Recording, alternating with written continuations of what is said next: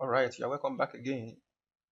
This time, we want to look at a thin plate spline, thin plate spline, we call TPS of individual subject. It means the relative warp of individual subject. Want to see the shape shape changes in various subjects or individual specimen as we uh, visualize our data set.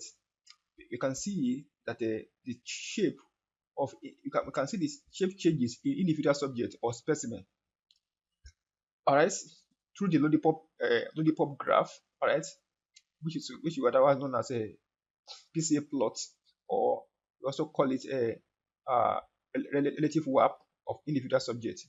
So we want to do that. We have to upload our TPS file as usual.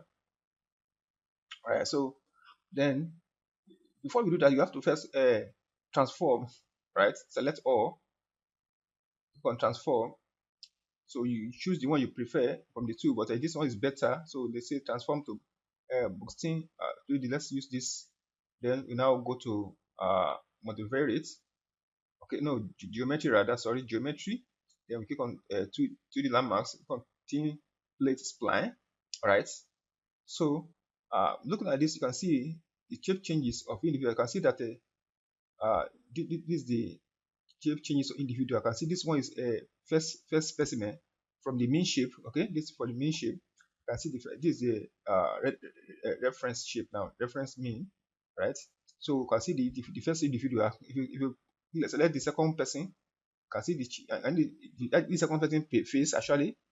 Okay, the third person's face. You can see that how it changes.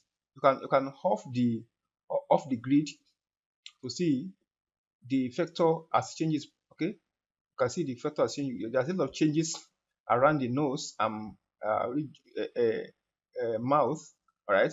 If you look at the fourth person, you can see the shape changes. The fifth person, all right, the sixth person, all right.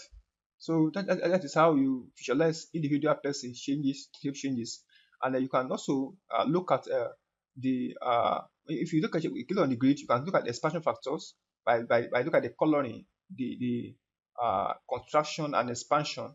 Okay, you can see the coloring here. So that's the contraction and expansion. You can see the color code here. Okay, the more blue side, that color the contraction, and they go to this called expansion. This is using Jacobian algorithm, all right, to color uh, the regions, all right. So this thing that you just need to understand. You can spot this out and explain that. And I think you have enough data, I mean enough landmarks. Okay, just pick a few landmarks to test, all right. At least you can see have more landmarks. It will give you proper shape changes in individual variation. Okay, so that is just what I wanted to note to see for now. Okay, you can see the WAP score. I want to use the WAP score for any other for any other analysis. You can copy it out. Okay, okay, the WAP score is almost the same like a PCA score, right? Yeah, same. So you can use it also for analysis. So this for the formation now, and this partial WAPs, right? The partial WAP of affine transformation. So you can also off the grid and see properly, right? So this is just what I just want to see today. We'll continue from there next time, right? So for each first the WAP one, the WAP one or WAP two is signify the principal component of individual. The WAP one is now is called, you can say PCA one, PCA two, PCA three of individual. Okay, so this we want to give us the partial WAP of of this one now is talking about PCA, principal component of each WAPs. Okay, so it's not talking about individual now. This one for individual information, this individual. Okay, this individual information. Okay, we are saying individual here, but we want to see their principal component here. Okay, that which we will look at the WAP. So we call it WAP 1, WAP 2, WAP 3, WAP 4. So we have how many WAP now? We have 19 WAP or 19 pieces, right? So that's what it meant actually. So you can generate a WAP 1, WAP 2. So that one can signify principal component as well.